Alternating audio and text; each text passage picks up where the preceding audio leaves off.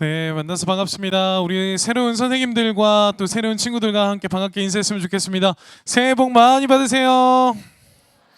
자, 우리 선생님들과 다시 한번 인사합시다. 새해 복 많이 받으세요. 네, 우리 중1 친구들 새로 왔는데 우리 중1 친구들 한번 손 들어볼까요? 자, 우리 중1 친구들 위해서 우리 박수 한번 합시다. 네. 자, 중1 친구들, 목사님이 소년부에 놀러 갔었을 때, 설교하러 갔었을 때 너희들 나 위협했었지. 이제 중등부 왔다 너네. 그래서 여러분 중등부 와서 잘 적응하고 여러분 함께 믿음으로 신앙생활 잘했으면 좋겠습니다. 우리 어제 중1 친구들이 신입생 환영회 많이 와줬어요. 그래가지고 거의 150명 친구들이 와줘서 함께 예배했었는데 나는 어제 신입생 환영회 왔었다. 손 높여. 네. 안 왔었다. 손. 뭔데 당당하게 들어? 자, 손 내리시고. 자, 우리 신입생활에 왔던 친구들 즐거웠었을 텐데 그거는 시작에 불과합니다. 신앙생활하는 것이 얼마나 즐겁고 행복한지, 하나님 안에서 믿음의 교제하는 것이 얼마나 행복한지 중등부에서 여러분 함께 계속적으로 알아갔으면 좋겠습니다. 오늘 여러분들 2020년 첫 해에 어떤 말씀을 여러분들과 나눌까 목사님이 기도하면서 고민하다가 오늘 전도서 말씀으로 여러분들과 은혜를 나누고자 해요. 우리 주제 한번 같이 읽어볼까요? 시작! 아니 인원은 늘었는데 목소리가 다시 시작! 네, 만남의 축복이라는 주제로 말씀을 드리고자 해요. 여러분들이 태어나서 죽을 때까지 끊임없이 하는 게 있거든요. 그게 뭔지 알아요? 숨쉬기. 맞아요. 숨쉬기 맞아요. 또 여러분들 태어나자마자 누구 봤어요? 엄마 봤죠? 그리고 또 누구 봤어요? 아빠 보고. 예. 뭐 가족도 있고. 예. 많은 분들을 여러분들이 태어나서 만났을 거예요. 자, 여러분들이 태어나서 죽는 날까지 끊임없이 여러분들이 해야 될 거 많은 것들이 있지만 그 중에 한 가지가 바로 뭐냐면 목사님 따라 고백해 봅시다. 만남이에요. 그래서 여러분 사람이 만남이 참 중요합니다. 왜냐하면 내가 누구를 만나냐에 따라서 어떤 사람을 만나냐에 따라서 내 삶이 달라질 수 있습니다. 내 인생에 우리가 살아가다 보면 혼자서 살아갈 수 없거든요. 모든 공동체에 소속되어져서 살아갈 수밖에 없어요. 여러분들이 아기 때 태어나서 가정이란 공동체에서 자라게 되고요. 그리고 이제 유치원에 가서 유치원이라는 공동체, 학교에서 학교라는 공동체, 그리고 대학이라는 공동체, 사회라는 공동체, 끊임없이 여러분의 인생 가운데는 많은 만남들 속에 공동체 생활이 있을 겁니다. 그런데 내가 어떠한 만남을 가지고 어떠한 공동체에서 여러분들이 살아가느냐에 따라서 여러분들의 인생은 달라질 거예요. 그렇기 때문에 2020년을 시작하는 여러분들 가운데 내 인생의 그 시작에 어떤 것이 가장 중요할까라는 부분을 생각해 볼 때 목사님은 이 한 가지를 정했어요. 그게 뭐라고요? 같이 고백해 봅시다. 만남. 여러분 만남이 얼마나 중요한지를 여러분 2020년 시작과 동시에 생각하며 하나님께서 나에게 주시는 그 만남의 축복을 위해서 기도하실 수 있는 저 여러분들의 삶이 되길 간절히 축원합니다. 그렇게 여러분 2020년을 기대하면서 내 인생에 어떠한 만남이 있을까? 어떠한 만남이 중요할까? 그 만남이 어떠한 것들이 있을까를 여러분들 오늘 전도서 말씀을 통해서 함께 나눠봤으면 좋겠어요. 오늘 전도서 말씀은 그 만남의 중요성에 대해서 말씀을 하고 있습니다. 목사님이 여기서 1학년들에게만 우리 2, 3학년들 다 알거든요. 그래서 우리 1학년 친구들 한번 물어볼게요. 전도서는 누가 썼을까요? 솔로몬 누구야? 솔로몬 누구야? 2명 친구 손든 것 같은데. 자, 친구 이름 뭐예요? 친구야, 이름 뭐야? 이름 뭐야, 이름? 민혁이. 무슨 민혁이?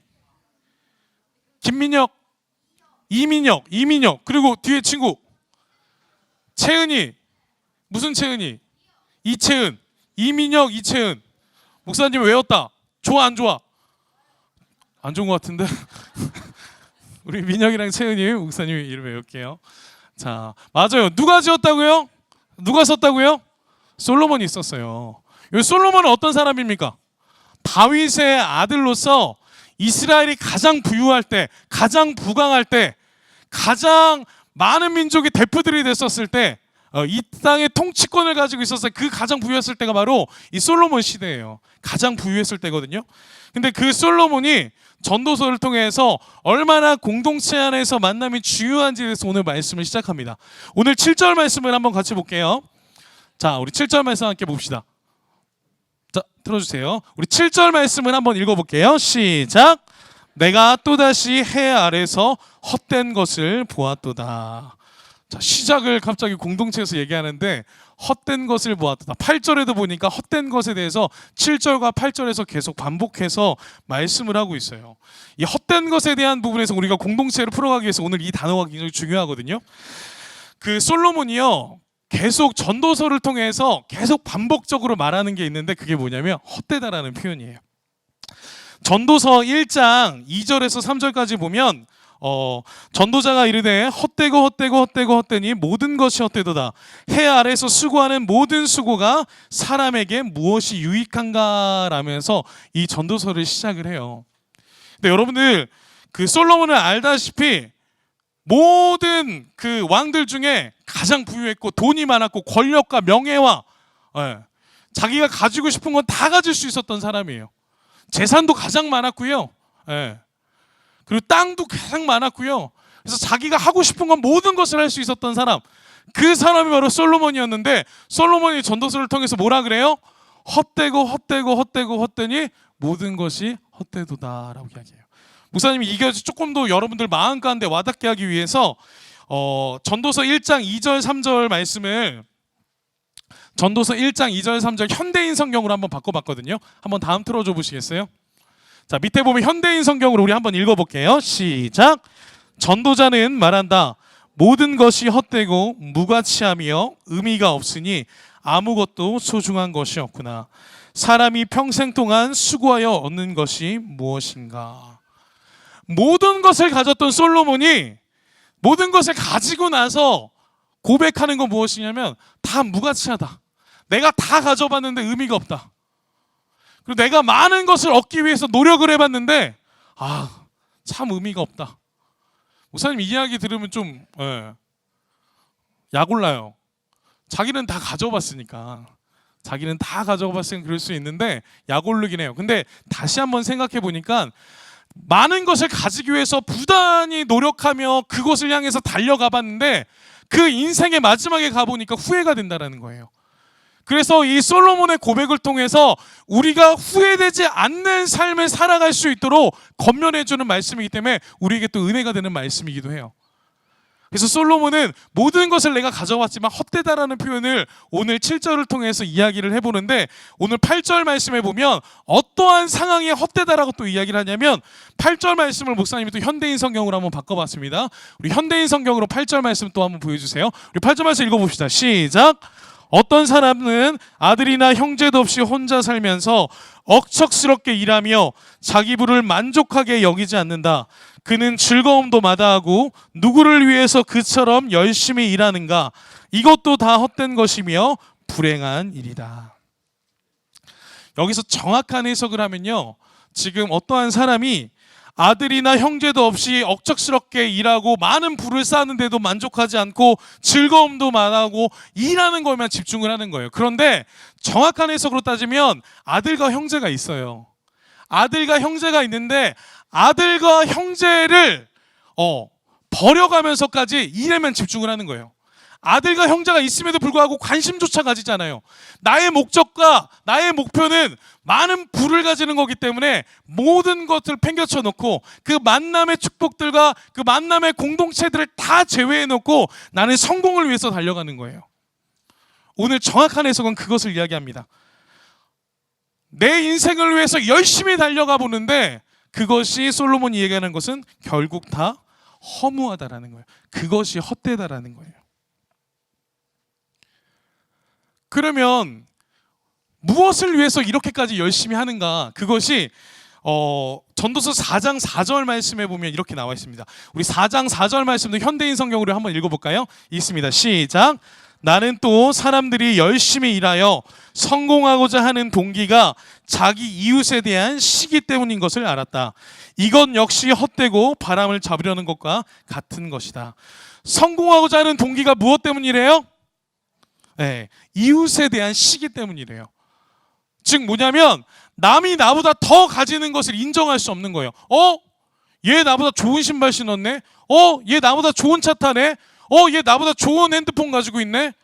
나 열심히 살아야 돼. 그 사람보다 내가 못한 게 인정할 수 없는 거예요. 그래서 더 많이 가지려고, 더 많은 것을 가지려고, 더 높은 곳을 가기 위해서 달려가는데 내 형제와 아들, 가족까지 배제하고 나의 인생에 있어서 가장 중요한 것들을 다 버려두고 그 성공에 대한 목적, 내가 남들보다 더 시기심을 가지고 더 많은 걸 가져야 되겠다, 차지해야겠다라는 욕심을 가지고 살아가는 그 사람, 그 사람에게 뭐라고 고백하냐면, 목사님 따라 고백해 봅시다. 불행하다. 같이 고백합시다. 불행하다. 여러분, 근데 여기서 잘 이해해야 될 게 있어요. 열심히 살지 말라고 얘기하는 게 아니에요. 솔로몬은 최선을 다하지 말라라고 이야기하는 게 아니에요. 최선을 다하는 삶이 잘못됐다고 이야기하는 것이 아니에요. 내 삶에 있어서 최선으로 살아야죠. 그런데 그것을 위해서 나의 가족, 나의 친구, 나의 공동체를 배제하면서까지 내 성공만을 위해서 달려가는 사람, 마지막에 그 길에 섰을 때는 어떻다고요? 같이 고백합시다. 불행하다. 그것을 오늘 이야기하는 거예요. 때때로 이해가 되지 않을 수도 있을 것 같아요. 돈이 많은데 왜 불행해요? 먹고 사는 거 걱정 안 하는데 왜 불행해요? 친구들, 내가 돈 있으면 알아서 붙을 텐데 뭐가 불행해요? 내가 얻고자 하는 거 돈으로 다 살 수 있는데 뭐가 불행해요? 여러분, 목사님 봐보세요. 우리는 가끔씩 뉴스를 통해 봅니다. 듣습니다. 돈 많은 회장님들이, 모든 사람들은 그렇지 않아요. 근데 남부러울 거 없는, 돈 많고 권력 있고 모든 걸 가진 분들이 때때로 인생의 어려운 결정들을 하시는 것들을 봐요. 자살과 마약과 많은 범죄들을 일으키는 모습들을 보면서, 아니 저분은 뭐가 부족한데 저러지? 그리고 여러분들이 좋아하는 연예인들이 있습니다. 그분들의 삶을 보면 도대체 뭐가 부족한데 자신의 목숨을 끊어가면서 많은 연예인들이 우울증을 가지고 마약을 통해 삶에 채워지지 않는 부분이 있다라면서 극단적인 선택들을 하는 그런 모습을 볼 때, 많은 것을 가졌다고 행복한 것은 아니라는 것이 저희가 때때로 인정이 되기도 할 것 같아요. 이러한 부분들 속에 오늘 솔로몬은 내가 다 가져봤는데, 모든 것을 다 취해봤는데 형제들과 가족들을 배제하고 공동체를 인정하지 않고 내 주변에 많은 사람들이 없는 모습들 가운데 나는 마지막에 불행하다라는 이야기를 오늘 솔로몬이 하고 있는 거예요. 여러분들 로또 당첨되면 좋아요, 안 좋아요? 좋죠. 로또 당첨되면 좋을 것 같아요. 그런데 여러분들, 로또 당첨된 수십억을 당첨된 분들의 98%가 그 이전보다 불행했대요. 이전의 삶보다. 가정이 깨어지기 시작하고요. 귀중히 여겼던 직장을 잃어버리게 되고요. 삶의 이유와 목표를 잃어버린 채 돈이 많으면 성공할 거라고 생각하고 행복할 거라고 생각하는데, 로또를 맞기 그 이전의 삶으로 돌아가고 싶다라고 말하는 분들도 많다라고 그래요. 결국은 우리가 세상에서 말하는 성공이 우리에게 행복을 가져다 주지 않는다라는 부분에서 솔로몬의 말하는 말씀과 맞는 것 같아요. 우리 사회의 현실 속에 있는 상황을 목사님은 좀 하나 준비했거든요. 우리 현실 속에 그 청소년들의 삶을 보면 4년 전에 나온 기사요. 들어본 친구들도 있을 거예요. 4년 전에 JTBC 뉴스에서 손석희 씨가 이런 기사를 내보낸 적이 있습니다. 어떠한 논문에 의하면 9억 9천만 원, 약 10억입니다. 10억이 있으면 우리나라에서 상위 1%래요. 자, 혹시 10억 있는 친구 있어요? 10억 있어요? 목사님이랑 친하게 지냅시다. 10억 있는 친구. 9억도 괜찮아요. 있어요? 자, 없죠. 여러분들 10억을 모으려면 그 기사에서 또 나왔는데 그때 평균 연봉이 3,170만 원이래요. 그때 연봉이 3,170만 원 정도 되는데 3,170만 원을 32년간 한 푼도 쓰지 않고 모으면 10억이 된대요. 몇 년간? 32년간. 나는 못 모을 것 같아요. 네. 상위 1% 들면 가능한 부분일 것 같아요. 근데 목사님이 요거를 말하려고 하는 게 아니라 중요한 부분이 있어요. 그만큼 10억이라는 돈이 커요. 근데 청소년들에게 이런 설문을 했어요. 그러면 이 10억이 이렇게 큰데 10억을 준다면 1년 동안 감옥에 갈 수 있냐? 1년 동안 감옥을 가겠냐? 여러분 손 들지 마요. 목사님 편견 생길 수 있으니까 손 들지 마. 발도 들지 마. 그냥 표정만 알아들어요. 여러분들 10억 준다면 대답하지 마요. 대답하지 마요. 1년간 감옥 가는 선택 어떨 것 같아요? 목사님이 데이터로 뽑았는데요. 이때 설문조사에 보면 2012년과 2015년 그 자료들을 보면 계속 느는 게 보는데 2015년 자료에 보면 초등학생이 17%가 나는 가겠다. 10억 주면 나는 감옥 간다. 100명 중 17명이 나는 가겠다. 오케이. 예. 초등학생들은 철이 안 들었으니까. 오케이. 그래서 그러면 중학생한테 물어봤어요. 중학생이 39%. 100명 중에 39명이 나는 10억 주면 감옥 간다. 오케이. 사춘기니까 인정. 고등학교 정도 되면 이제 생각을 하고 판단을 할 수 있는데 고등학생들 56% 나는 보내주세요. 10억 준다면 가겠습니다. 근데 이게 4년 전 데이터예요. 그러면 7년 전보다 데이터가 계속 늘어납니다. 지금은 더 늘어났을 거예요. 손 들지 마요. 여러분들을 물어볼게요. 여러분 10억 주면 여러분들에게 누군가가 10억을 줄 테니 감옥을 가야 된다라고 한다면 여러분들 어떻게 하겠습니까? 대답하지 말라고. 편견 생긴다니까 1학년들 너의. 자, 목사님 보세요.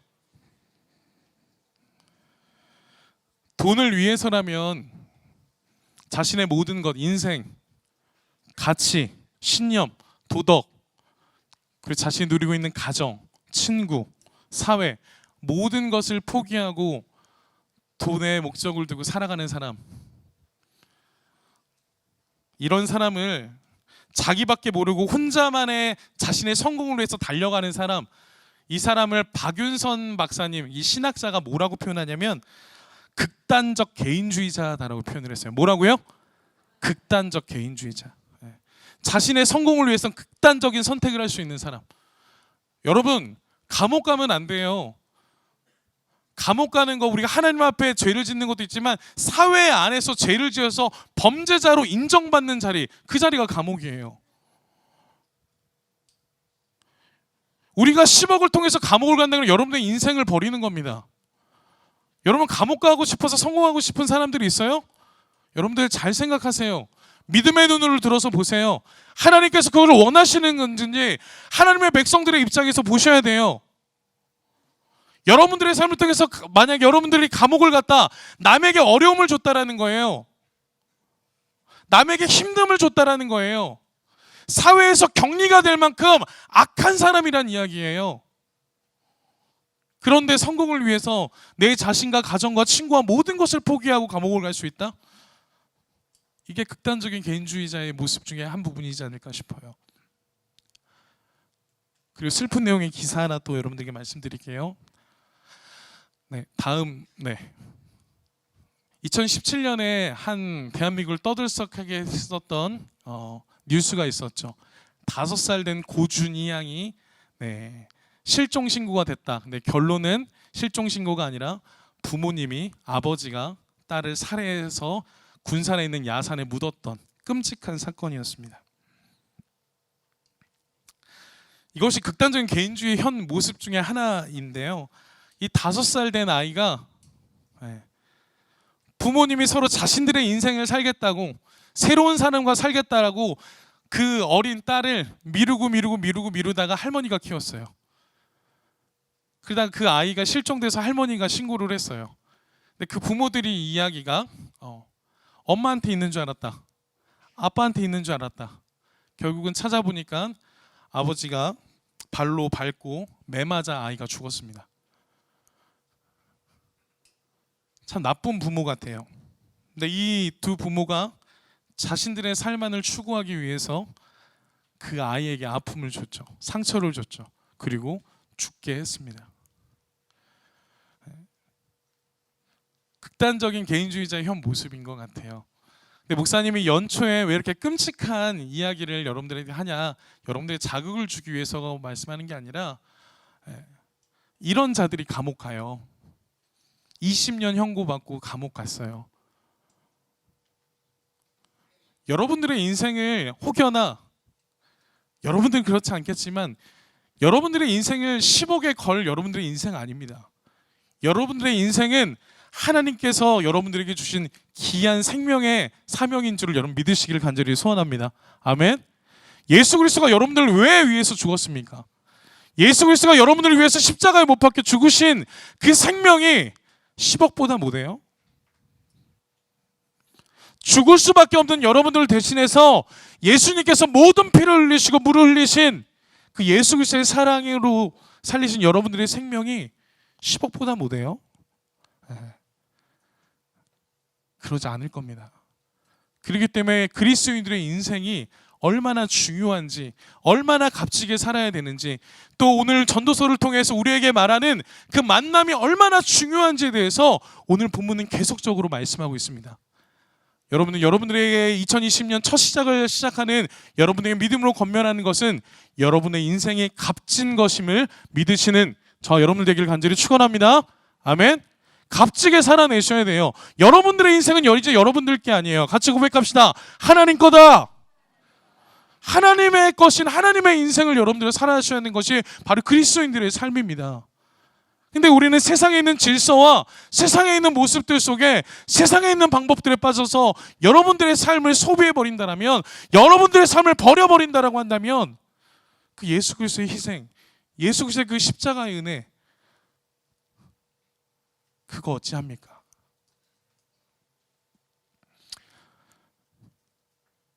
그렇기 때문에 오늘 전도서 말씀은 공동체에 대해서 중요하게 이야기합니다. 여러분들 우리가 좀 믿음으로 고백했으면 좋겠어요. 세상은, 따라서 고백합시다. 세상은 절대 혼자 살 수 없다. 세상은 절대 혼자 살 수 없어요. 그게 창세기 2장 18절 말씀에서 우리에게 고백합니다. 우리 창세기 2장 18절 말씀 함께 선포해 보겠습니다. 시작. 여호와 하나님이 이르시되 사람이 혼자 사는 것이 좋지 아니하니 내가 그를 위하여 돕는 배필을 지으시라 하니라. 사람이 혼자 사는 것이 어떻대요? 좋지 아니해서, 아담이 혼자 있는 것이 좋지 않아서 하나님께서 누구를 보내셨어요? 하와를 돕는 배필로 보내셔서 최초의 공동체, 최초의 가정 공동체를 하나님께서 세우십니다. 그리고 그 가정 공동체를 세우셔서 하나님께서 또 가정을 세우셔서 가족을 만드시고 사회를 만드시고 많은 공동체들을 만드셔서 모든 인간은 만남을 통해 공동체에 살아갈 수밖에 없는 존재를 만드셨음을 믿으시기를 간절히 축원합니다. 아멘. 그렇게 되면 저와 여러분들은 인생 가운데 2020년, 2021년 살아가면서 많은 만남들이 있을 거예요. 그런데 그 만남이 중요한 이유가 무엇이냐면 우리가 어떤 만남, 누구를 만나냐에 따라서 우리의 인생은 달라질 거라는 거예요. 2020년을 시작하는 저와 여러분들, 그래서 하나님께서 저와 여러분들이 주시는 만남의 축복을 위해서 기도할 수 있는 저와 여러분 되기를 축원합니다. 아멘. 만남의 축복을 위해서 기도하셔야 돼요. 2020년을 시작하는 여러분들 가운데, 하나님, 내가 어떤 사람을 만나서 내 인생이 달라질 것인데, 하나님, 내가 어떤 사람, 어떤 만남을 위해서 좋은 만남을 일어나갈 수 있도록 기도하셔야 돼요. 그래서 목사님이 여러분들의 인생 가운데 어떤 만남이 있어야 될지, 어떤 만남을 놓고 여러분들이 기도해야 될지 기도 제목 3가지를 한번 뽑아봤습니다. 우리 이 기도 제목을 함께 나누고 함께 좀 기도했으면 좋겠는데요. 3가지의 만남입니다. 우리 3가지의 만남이 있는데, 그 첫 번째로 목사님 따라서 한번 고백해 볼게요.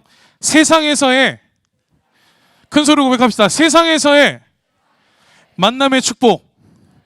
세상에서의 만남의 축복을 위해서 여러분들 기도하셔야 됩니다. 마태복음 19장 19절 말씀에 보면 내 부모를 공경하라, 내 이웃을 내 자신과 같이 사랑하라 하신 것이라 라고 이야기하면서 부모에 대해서, 이웃에 대해서 이야기를 합니다. 여러분들의 인생을 살아갈 때 가정 공동체, 그리고 학교 공동체, 사회 공동체 가운데서 여러분들이 살아갈 것인데, 여러분들 세상에서의 만남의 축복을 위해서 기도하셔야 돼요. 목사님 보세요. 중요한 얘기 한 가지 할게요. 자, 이 부모를 공경하다라는 단어는 카타시라는 단어예요. 어떤 단어라고요? 카타시라는 단어. 근데 이 공경하다는 카타시라는 단어를 부모 말고 유일하게 한 분에게 더 씁니다. 누구에게 쓰냐면 하나님께 씁니다. 다르게 얘기하면 하나님이 제일 싫어하는 게 뭐예요? 우상숭배거든요. 하나님을 공경하고 하나님을 경외하는 것을 우리가 해야 될 것인데, 하나님을 경외하고 공경한다는 이 단어를 유일하게 한 분에게 허락하셨는데, 그게 누구냐면 같이 고백합시다. 부모. 하나님을 섬기듯이, 하나님을 경외하듯이 우리가 경외해야 할 대상, 우리가 공경해야 할 대상, 그 대상이 누구라고 이야기하는 거예요? 부모님이라는 거예요. 여러분들 부모님 판단하시면 안 됩니다. 부모님 비판하시면 안 됩니다. 부모님 화나게 하면 안 됩니다. 성경에서는 이야기합니다. 부모를 공경하는 자에게 땅에서 잘되고 장수하겠다라고 하나님께서 축복하신 줄을 믿으시기를 간절히 축원합니다. 부모에게 잘하셔야 돼요. 네. 그렇기 때문에 여러분들 기도하실 때 하나님, 우리 가정 가운데 하나님 귀한 믿음의 공동체, 만남의 축복이 있게 하여 주셔서 우리 귀한 가정에서 행복한 가정이 되게 하여 주시옵소서 기도하셔야 돼요. 여러분, 준이 양 목사님 조금 전에 얘기했죠. 목사님 이 사건을 보면서 참 마음이 아팠어요. 우리 준이가 좋은 부모님을 만났더라면, 아니면 좋은 가족들, 좋은 친구들, 아니면 좋은 교회를 만났더라면 이 아이가 그렇게 아프지 않았을 텐데 라는 생각을 한번 해봐요. 여러분들의 가정은 어떠세요? 준이와 같은 가정은 없을 거라고 목사님 확신해요. 여러분들이 사랑해주고 안아주고 여러분들을 위해서 모든 것을 헌신하는 부모님이 계시다면 하나님 앞에 감사하며 하나님께 영광 돌리실 수 있는 여러분 되기를 간절히 축원합니다. 아멘. 좋은 믿음의 가정 주셨던 거 하나님의 축복이에요. 여러분들 이제 학교에서 중학생들로 적응하고 학교 공동체로 나아가고 사회 공동체로 나아갈 건데, 여러분 기도하세요. 하나님이 좋은 친구들 만나게 하여 주시고 좋은 선생님들 만나게 하셔서 그 만남의 축복 속에 내 삶이 하나님께서 기뻐하시는 삶을 살아낼 수 있도록, 좋은 분들을 만날 수 있도록 여러분 기도하실 수 있는 여러분들 되기를 간절히 축원합니다. 두 번째입니다. 목사님 따라 고백합시다. 영적인 만남의 축복. 마태복음 16장 18절 말씀에 보면 또 내가 내게 이르노니 너는 베드로라, 이 반석 위에 내 교회를 세우리니 라고 이야기합니다. 우리가 영적인 만남의 축복을 이루는 장소가 바로 어디냐면 교회입니다. 교회 오니까 누가 있어요?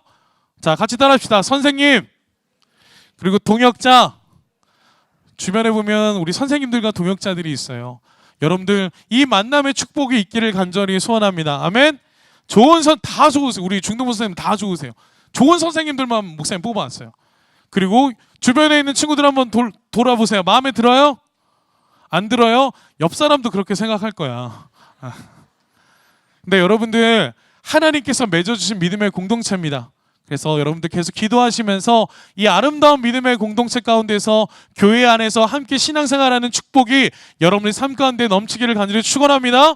그렇게 믿음의 교회 공동체까지 나아가셨으면 좋겠습니다. 마지막 세 번째, 가장 중요한 거예요. 같이 고백합시다. 하나님과의 인격적인 만남의 축복. 네.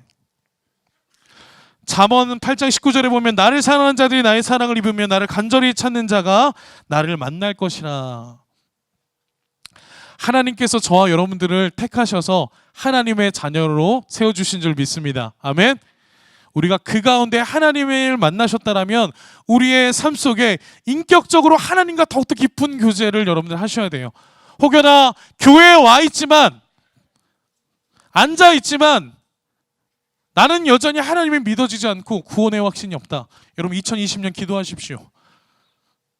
우리 중등부를 통해 하나님을 인격적으로 만나는 구원의 확신이 있는 여러분들의 신앙의 믿음이 활짝 열리는 은혜의 시간이 되실 줄 믿습니다. 아멘.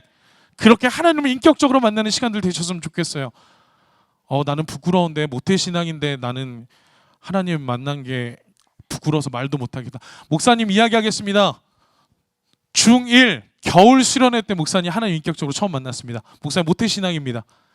교회 다녔고 성경고사대회 나가면 맨날 1등하고 암송대회 나가도 맨날 1등 했는데 하나님이 살아계시다라고 믿어지고 예수 그리스도께서 십자가에 못 박혀 내 죄를 대신해서 죽으셨다라고 믿어졌던 그 순간은 중학교 1학년 겨울 수련회입니다.